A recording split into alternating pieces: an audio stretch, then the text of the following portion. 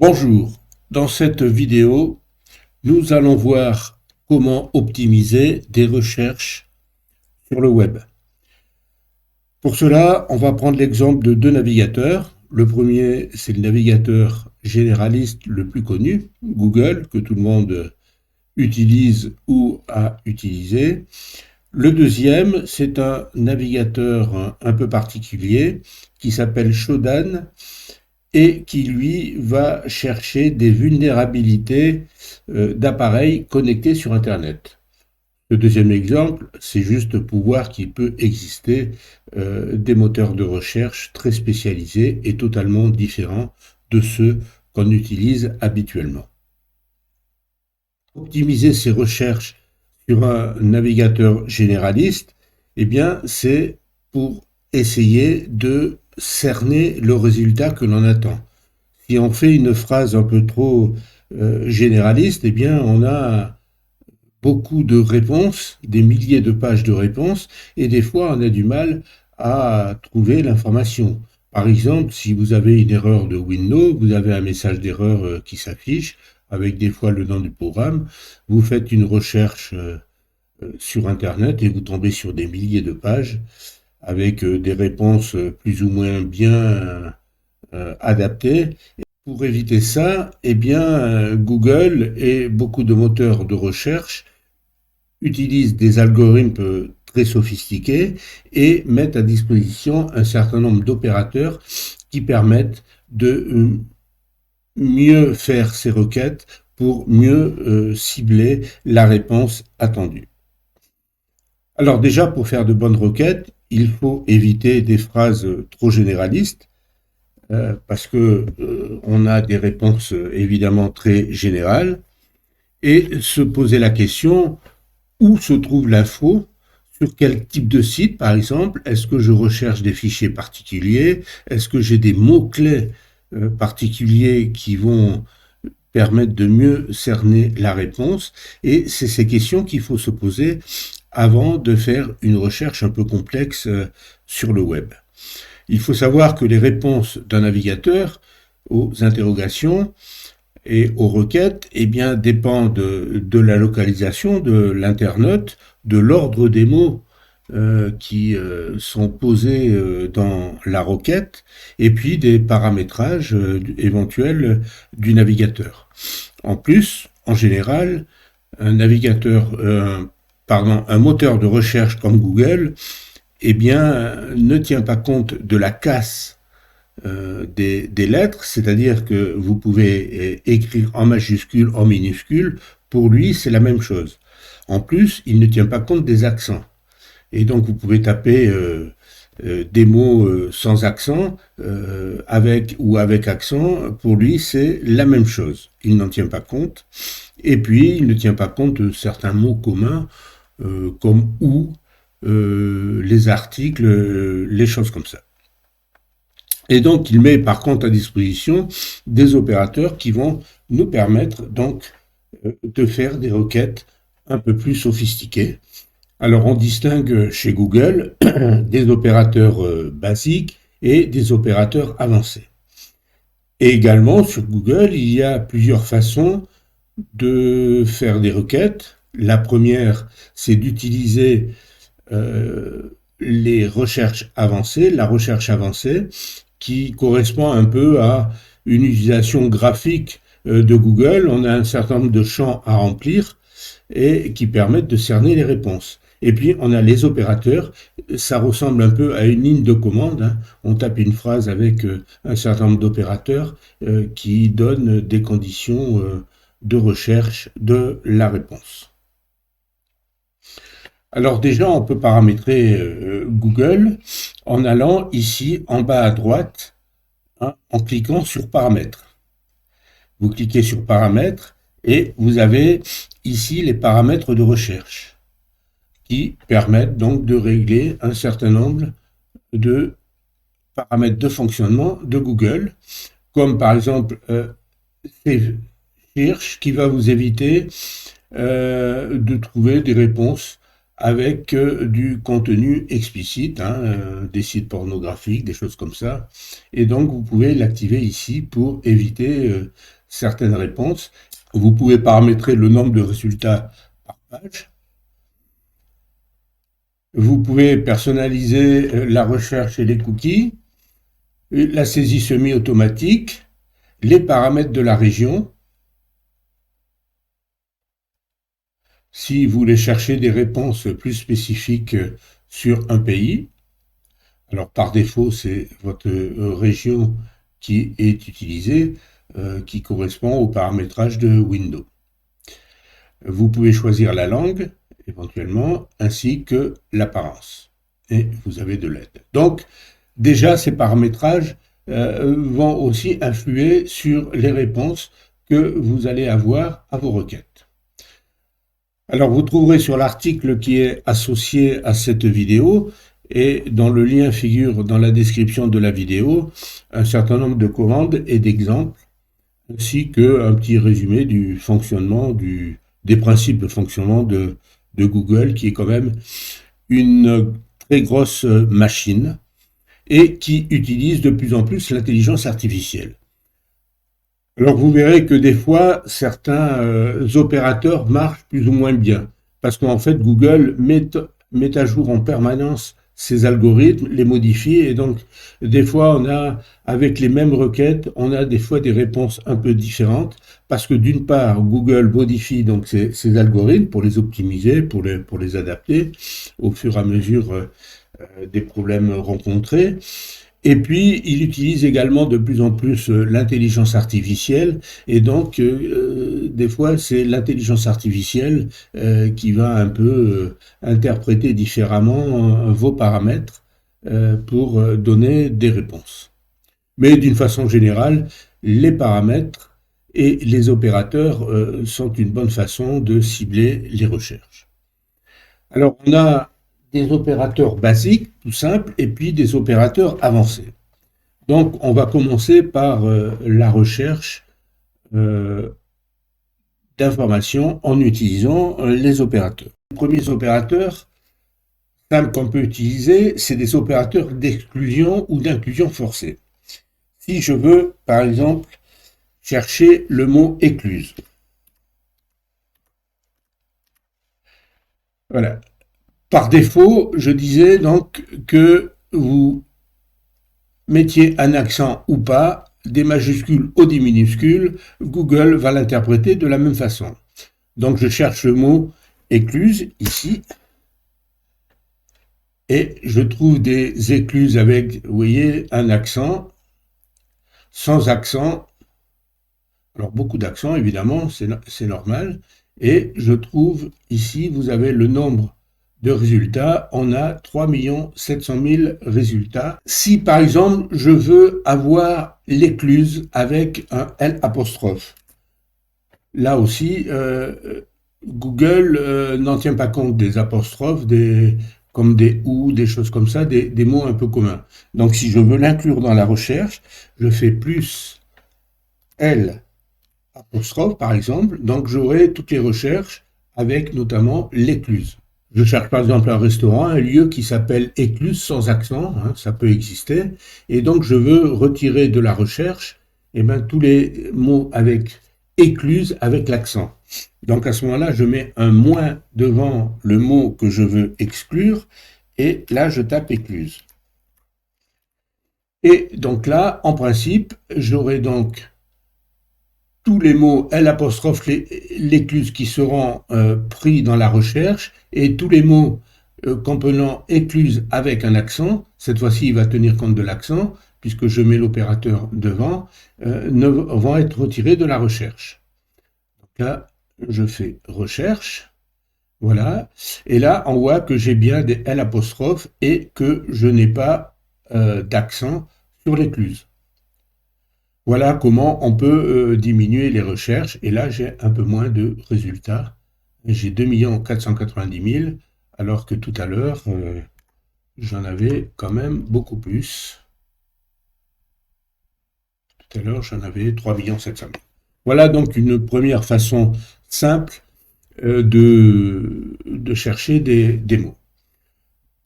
La deuxième chose également, c'est que si on tape une phrase, par exemple, les sanglots longs, le poème de Verlaine, les sanglots longs, bon, c'est une phrase très connue, donc il va me la trouver tout de suite. La recherche par défaut de Google, eh bien, il va rechercher un peu sur tous les mots, c'est-à-dire qu'il va chercher le mot long et il va chercher le mot sanglot. Et donc, je vais récupérer tous les sites qui comprennent ces deux mots. Évidemment, plus la phrase est longue, hein, si je tape les sanglots longs de l'automne, je vais avoir des sites qui comprennent notamment les mots sanglots, les mots longs, les mots automne, etc. Et donc, par contre, si je veux rechercher la phrase exacte, eh bien, à ce moment-là, je mets mon expression entre guillemets ici et il va rechercher la phrase exacte qui est entre les guillemets. Voilà, et donc là, je vais avoir, là j'ai 72 000 résultats, alors que si je tape la phrase sans les guillemets, eh bien j'ai 386 000 résultats, j'en ai beaucoup plus. Je peux également, toujours en utilisant des opérateurs basiques, chercher des synonymes. Pour ça, il faut utiliser la tilde et puis taper le mot. Si par exemple je fais nourriture, je vais trouver tout ce qui tourne autour de la nourriture. Voilà. Donc je vais avoir des recettes de cuisine, des définitions de nourriture, nourriture pour les chats, etc. Enfin, je vais avoir plein de tout ce qui touche tout ce qui est autour de la nourriture. Si je veux exclure par exemple la nourriture des animaux, voilà, je fais ça. Si je veux enlever les recettes pour diminuer les recherches, je peux cerner un peu plus ma réponse de façon à avoir moins de résultats et donc pouvoir parcourir facilement toutes les informations qui sont proposées. On peut également chercher, utiliser ce qu'on appelle des jokers. Et c'est-à-dire utiliser un caractère qui va remplacer des mots qu'on ne connaît pas. Par exemple, si je tape M.X, le point va remplacer n'importe quelle lettre. Donc je vais trouver des matrix, je vais trouver des matrix avec un A arrobas, comme le film. Je vais trouver enfin toutes les compositions de noms qui commencent par M et qui finissent par trix. Si c'est une expression que je ne connais pas ou que j'ai oubliée, par exemple si je tape la voiture, étoile ici va remplacer n'importe quelle expression. C'est-à-dire que là, ça va me rechercher, par exemple, la voiture la plus chère, la voiture la moins chère. Donc voilà des opérateurs qui permettent un peu d'améliorer la recherche. Il y a des opérateurs un peu plus évolués qui vont nous permettre de mieux également cerner les recherches. Le premier, c'est le mot site, l'opérateur site. Alors, on écrit ça, site, avec 2 points, et on ne met pas d'espace avant les 2 points et après dans l'expression qu'on va chercher. Alors, site, avec le nom du site derrière, eh ben, permet de restreindre les recherches à un domaine particulier. Si, par exemple, je tape site avec l'adresse du club informatique, eh bien, je ne vais avoir que des réponses qui concernent le site du club informatique. Voilà, je fais entrer et vous voyez que ici, je n'ai que des réponses qui concernent le site informatique. Bon, là, évidemment, je n'ai pas de questions, donc je me retrouve avec toutes les pages que connaît Google sur le site informatique. Une autre commande, c'est pour rechercher des fichiers particuliers.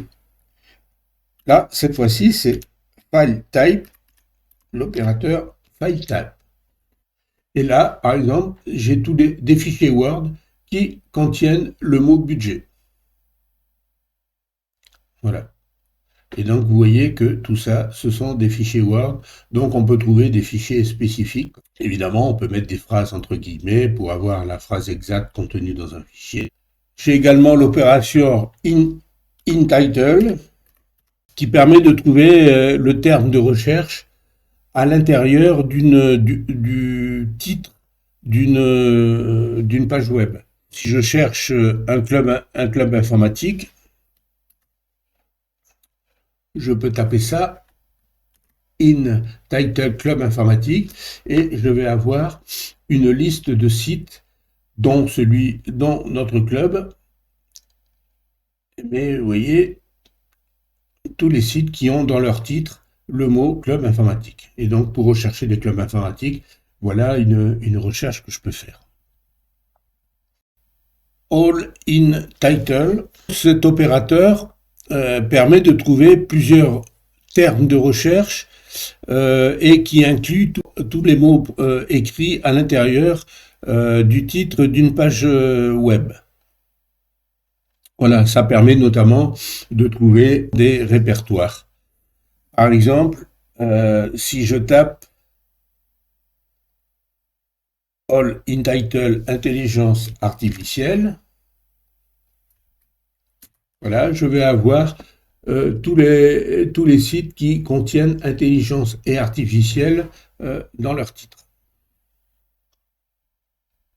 L'opérateur qui s'appelle in-URL, donc à l'intérieur de l'URL, je cherche par exemple tous les sites qui contiennent le mot livre au pluriel dans leur URL, c'est-à-dire dans l'adresse également.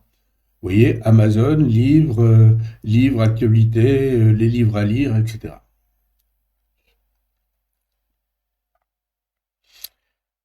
Un autre opérateur aussi un peu similaire, c'est All in Text, qui va chercher à l'intérieur du site les mots qu'on va mettre. Par exemple, ici, eh bien, je cherche dans le texte, in text, Dupont bijoutier, par exemple. Je cherche un bijoutier qui s'appelle Dupont. Je ne sais pas si ça existe, hein, bijoutier, voilà. Et je tape. Ça va me chercher in text les Dupont et les bijoutiers. Donc vous voyez que je trouve des textes avec le mot bijoutier ou le mot Dupont. Si par exemple je cherche vraiment s'il y a un Dupont qui est bijoutier, je le mets entre guillemets. Et là, j'ai un peu moins de réponses et là, on voit bien que j'ai des Dupont qui sont bijoutiers. J'ai deux résultats là, finalement. On peut faire également des recherches sur des numéros. Si je cherche une voiture dont le prix est entre 500 et 1000 euros, voilà, vous voyez déjà, hein, là, il me traduit la requête. Ça veut dire je cherche une voiture entre 500 et 1000 euros. Donc, ça vous permet de trouver des occasions. Alors, ça, évidemment, ça marche sur l'appareil photo, ça marche sur n'importe quoi. Si vous mettez des dollars, on va obtenir la même réponse. Google va faire la traduction selon votre page de langue, et donc vous pouvez taper toujours des dollars, vous obtiendrez, sauf si vous changez les paramétrages de Google, vous obtiendrez des réponses en euros. Vous avez le mot lien également, link, qui vous permet de trouver des sites qui comprennent des liens. Si je tape link, les clés sous bois, il faut que j'enlève l'espace ici. Sinon, ça ne marche pas. Alors, si je mets un espace, par exemple, la requête ne va pas fonctionner, mais vous n'aurez pas de message d'erreur. Hein, donc, il faut faire attention parce que on croit que la requête est bonne et en réalité, il y a une erreur, mais ici, vous n'avez pas de message d'erreur. Hein. Voilà. Donc là, je retrouve tous les sites qui ont des liens sur les clés sous bois. Je cherche un site similaire à Amazon.fr, et bien, je tape le mot related avant. Amazon.fr et je vais avoir des sites qui sont similaires à Amazon. Vous voyez, là, vous avez d'autres sites qui vendent des livres ou des choses comme ça. Hein. Si je tape un moteur de recherche, par exemple, google.fr, je vais avoir des sites équivalents à Google, donc d'autres moteurs de recherche. Le mot-clé info, si je tape info info-go-secure.ca sur un site,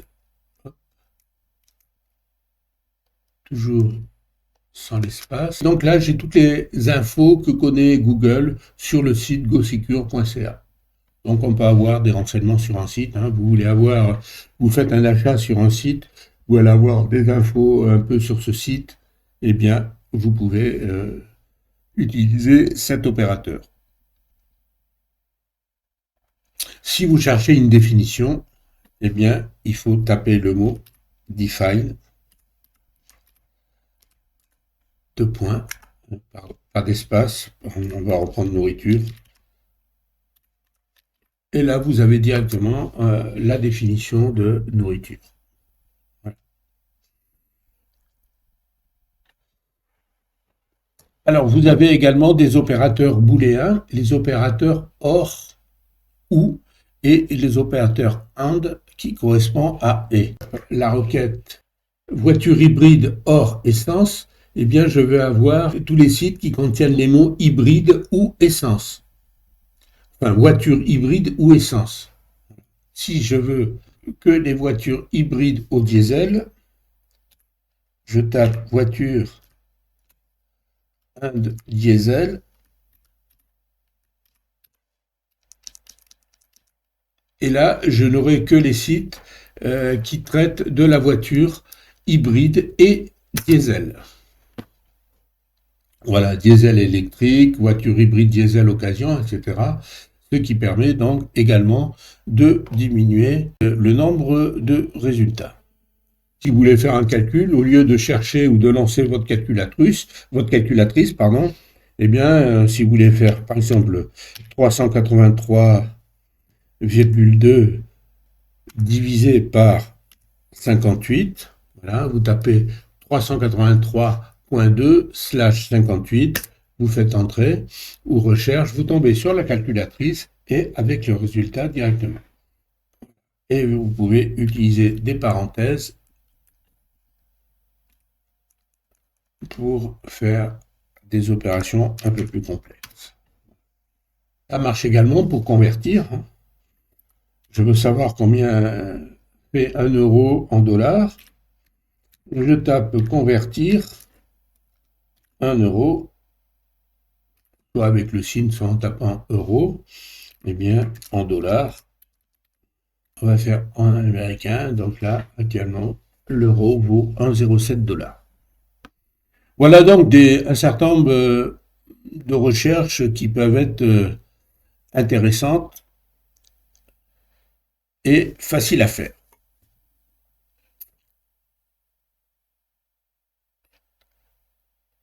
Alors, vous trouverez sur le site un certain nombre d'exemples de commandes pour trouver des fichiers concernant les salaires, des choses comme ça, pour rechercher de la musique, pour rechercher des images. Alors, pour rechercher par exemple de la musique du chanteur Nougaro, eh bien, je cherche un site qui comprend index.off. Alors, index.off, vous allez tomber sur un site qui va vous permettre de vous promener dans des répertoires où il y a des fichiers à télécharger. Donc, index off, voilà. Et je rajoute plus MP3. Donc, des fichiers MP3 et le terme Nougaro. Voilà. Je clique. À chaque fois, il me demande si je ne suis pas un robot parce que je fais trop de requêtes. Voilà. Et donc, vous voyez là, index of driver. Alors, quand vous tapez le mot-clé index of, vous allez tomber sur un site qui va vous permettre de rentrer dans des répertoires. Là, je rentre dans un répertoire, et là, je peux écouter de la musique. Alors, vous pouvez également tomber sur des répertoires qui vous permettent directement de télécharger. Si je cherche des vidéos, par exemple de Georges Brassens, des vidéos ou des chansons, eh bien, je peux taper également cette requête, Brassens, donc, file type aussi, MP3, donc type de fichier MP3 ou Brassens, avec des fichiers de type MP4. Et là, c'est pareil, je vais avoir des fichiers, mais pas forcément des répertoires index off. Mais là, je trouve plus généralement des sites qui proposent ou qui permettent d'avoir des informations sur des chansons et des vidéos de Brassens. En associant tous ces opérateurs, on peut faire des requêtes plus ou moins complexes. Si je cherche des adresses mail, l'opérateur site sur le site de LinkedIn qui sont par exemple sur Gmail. Donc je fais à Gmail.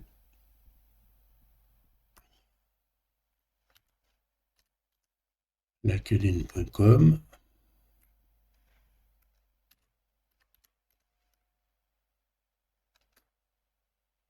Voilà. Sur le site LinkedIn.com, je cherche des directeurs commerciaux qui ont une adresse en Gmail. Donc tous ceux qui ont déposé leur adresse ici, eh bien j'en ai et donc je peux éventuellement leur écrire pour proposer un CV ou poser des questions sur leur société.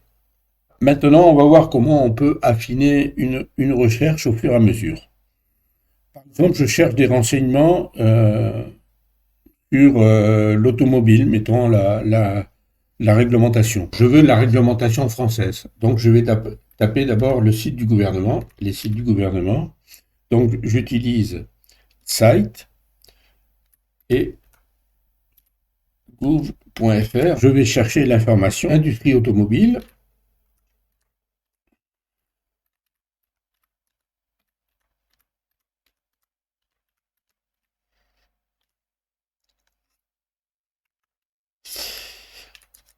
Industrie automobile ou la filière batterie, par exemple.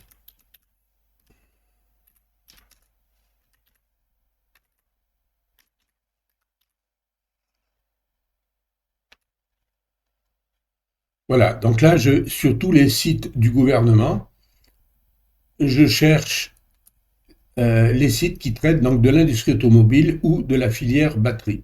Si je mets AND ici, c'est-à-dire que les sites qui parlent de l'industrie automobile et de la filière batterie, je veux affiner, je cherche plutôt la réglementation concernant l'industrie automobile et la filière des batteries. Donc je reviens avec OR, par exemple ici, et je rajoute réglementation.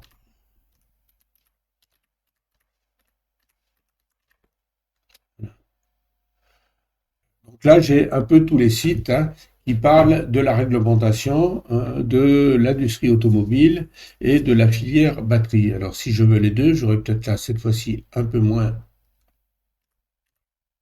de résultats. Voilà, donc là j'ai 23 résultats. Maintenant je veux des fichiers, récupérer de la documentation. Eh bien je vais essayer d'avoir, je vois que j'ai quelques fichiers PDF et donc je peux taper ici file type de .pdf. Et donc j'aurai tous les fichiers PDF qui contiennent de la réglementation. Si je clique ici dans plus, je peux sélectionner éventuellement une catégorie pour avoir des vols, des choses comme ça. Bon, c'est pas le cas, ou des vidéos ou des images. Si là je tape, j'aurai des images correspondant à ma requête. Mais si je clique dans le mot outils, c'est la réglementation mettons qui m'intéresse. Donc la réglementation d'il y a 15 ans, ça ne m'intéresse pas. Donc éventuellement, je peux mettre par exemple la réglementation qui date depuis moins d'un an ou des dates précises. Si je mets moins d'un an, une recherche où je peux avoir beaucoup de documents, eh bien, en cernant petit à petit les réponses, je peux tomber sur finalement le document que je recherche. Il y a également la recherche avancée. Alors la recherche avancée, on va la voir, qui correspond à ce qu'on a fait, mais simplement c'est une recherche un peu plus graphique. Donc pour ça, il faut revenir à la page de Google. Voilà. À la page d'accueil, pardon, on va dans paramètres, ici, et on tape dans recherche avancée. Et donc là, cette fois-ci, au lieu de taper la requête dans la barre de recherche, eh bien, on a un certain nombre de champs qu'on peut renseigner. Donc là, on peut avoir une requête, hein, euh, filière automobile.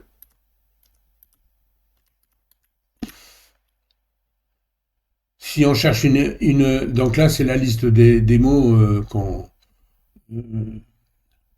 recherche. Ici c'est le mot ou l'expression exacte, ça correspond à ce qu'on rentre entre les guillemets, hein.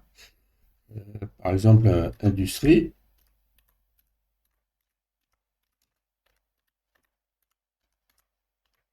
C'est comme si c'est l'équivalent de la requête, hein, quand je mets industrie automobile entre guillemets. Je peux avoir l'un des mots suivants, c'est le ou. Aucun des mots suivants, c'est le moins que je mets.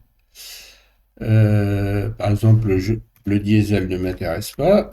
Je vais retirer le diesel. Du coup, je ne suis pas obligé de mettre un moins dedans. Voilà. Là, c'est les nombres, hein. Si je cherche, par exemple, le prix d'une voiture entre 400 et 500 euros, une voiture d'occasion. Voilà. Et là, je peux affiner par la langue, la région, les dates, mettre le site sur lequel ou les sites sur lesquels je fais mes recherches et les termes s'ils apparaissent n'importe où dans la page, dans le titre, hein, c'est l'équivalent des expressions all text, all in text, etc. Dans l'URL de la page. Et donc voilà une recherche avancée, hein. Alors on peut faire également des recherches sur les images. Voilà. Si je tape ici sur images, et si je tape voiture, par exemple, je vais avoir des images de voitures. Mais ce qui est intéressant, c'est retrouver l'origine des images pour vérifier sur un site. Alors, j'ai par exemple ici, dans un site que j'ai mis de côté, hop, par exemple, je cherche un plombier, peu importe. Je vais sur un site plombier pas cher. Et je regarde par exemple cette photo-là. Je recherche cette photo, je vais sur le site, là je suis sur un site, hein. Donc je prends la photo, je peux faire un clic droit, et là j'ai copié le lien de l'image. Donc j'ai le lien de l'image ici, je retourne sur mon site Google, à la page d'accueil, voilà, et là j'ai un petit appareil photo. Donc si je clique là-dessus, je peux soit importer une image qui est sur mon ordinateur, soit coller le lien de l'image. Si je clique le lien de l'image, voilà, et je lance la recherche, je vais trouver tous les sites où cette image apparaît. Voilà, vous voyez que là, cette image apparaît sur des sites différents, avec des fois des images qui ressemblent, hein. Google recherche un peu, soit avec l'intelligence artificielle, la tête ou des éléments, la tête du bonhomme ou des éléments significatifs de la photo. Donc on voit que c'est une photo qui a été prise dans une bibliothèque d'images gratuites. Mais des fois, quand vous avez des sites d'annonces, vous savez, avec des avis de consommateurs, des fois vous avez les photos des gens, hein, un tel Christophe de Paris, par exemple, donne un avis sur un site, etc. Vous prenez la photo, vous la mettez dans Google, et puis vous pouvez voir si cette photo n'a pas été prise ailleurs, et si l'avis est pas une arnaque. Ça permet de retrouver des photos sur Internet. Également, si vous avez un paysage, un monument, etc., vous le mettez, et puis vous arrivez à trouver le nom de ce monument, où il se situe. Si vous avez une photo sur votre ordinateur, vous faites importer un fichier. Et là, j'ai par exemple ici quelque chose que j'ai pris, plombier, évier, peu importe, voilà. Donc là, c'est une photo quelconque également que j'ai pris. Et vous voyez que là, comme on voit à peu près bien le visage sur la photo, il retrouve des sites avec une tête qui ressemble plus ou moins à la photo. Voilà en ce qui concerne le moteur de Google. Nous allons maintenant regarder un autre moteur de recherche totalement différent. Ce moteur s'appelle Shodan. C'est un moteur de recherche donc qui a été conçu pour explorer le cyberespace. Et contrairement aux moteurs de recherche classiques comme Google qui cherche des informations sur le web, eh ben Shodan ne s'intéresse qu'aux appareils qui sont connectés à Internet, comme les serveurs, les caméras de sécurité, les thermostats, les imprimantes, les systèmes industriels. Et ce moteur donc permet notamment de chercher des vulnérabilités sur tous ces appareils qui sont connectés à Internet. C'est donc un moteur un peu qui cherche à améliorer la sécurité, à trouver des vulnérabilités, mais qui peut également servir aux hackers pour pouvoir attaquer des systèmes. Et d'ailleurs, ce moteur, on l'appelle parfois le moteur de recherche des hackers. Et donc, comment fonctionne Shodan? Eh bien, il va indexer, au lieu d'indexer des pages web, lui, il va indexer des adresses IP et il va essayer de recueillir le maximum d'informations sur les appareils qui sont connectés à ces adresses IP. Et donc ça permet notamment aux professionnels de la sécurité informatique eh bien, de trouver des vulnérabilités potentielles et de signaler ces problèmes aux différents propriétaires. L'adresse, vous l'avez dans l'article qui est lié à cette vidéo, hein, c'est www.shodan.io. Si vous voulez vraiment utiliser Shodan, il faut créer un compte. Le compte est gratuit, mais on n'a pas beaucoup de requêtes. Hein. Vous pouvez faire quelques requêtes et vous êtes limité dans le temps, un certain nombre de requêtes par jour, et et également les résultats sont limités. Si vous voulez vraiment utiliser Shodan, eh bien il faut payer et c'est assez cher, hein, c'est dans les 400 € par mois, au minimum. Donc voilà, la page d'accueil, c'est en anglais. Alors, je vais utiliser provisoirement la traduire en français. Hein. Voilà, je fais un clic droit sur la page et je peux la traduire en français. Voilà donc la traduction en français. Donc vous voyez que dans la présentation, on peut parcourir des systèmes de contrôle industriel, des bases de données, de sites internet, ou de bases de données stockées sur le web, toutes les infrastructures de réseau, les serveurs de jeux vidéo, etc. Et donc pouvoir trouver des informations. On va voir tout à l'heure comment ça se présente. Là, sur cette page d'accueil, on voit quelques possibilités. Vous voyez qu'on peut avoir des recherches un peu cernées. Si on recherche des webcams mal protégées, des caméras IP, des IoT, c'est tous les objets un peu qui sont connectés à Internet.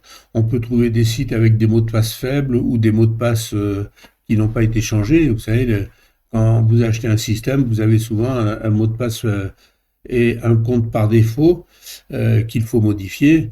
Mais certains ne le font pas et donc voilà, ils ont leur appareil qui est vulnérable sur Internet. Vous pouvez avoir accès à tous les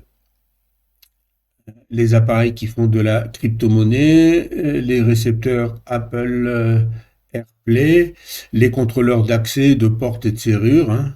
Alors, on va prendre une webcam au hasard. Voilà. Là, vous avez par exemple des caméras avec un mot de passe admin, donc user admin, des gens qui n'ont pas mis à jour et qui utilisent la webcam. Voilà. Donc quand vous avez ici le lien, vous pouvez essayer de vous connecter à la webcam. Alors je ne vais pas le faire parce que d'une part, en principe c'est interdit, hein, vous n'avez pas le droit de vous connecter à un site qui ne vous appartient pas sans autorisation, ça, c'est même un délit. Et donc, on ne va pas le faire. Mais on pourrait le faire en cliquant là-dessus et on pourrait éventuellement accéder à la webcam, pardon, dans la mesure où on a évidemment le logiciel qui va bien. Il existe également des lignes de commande.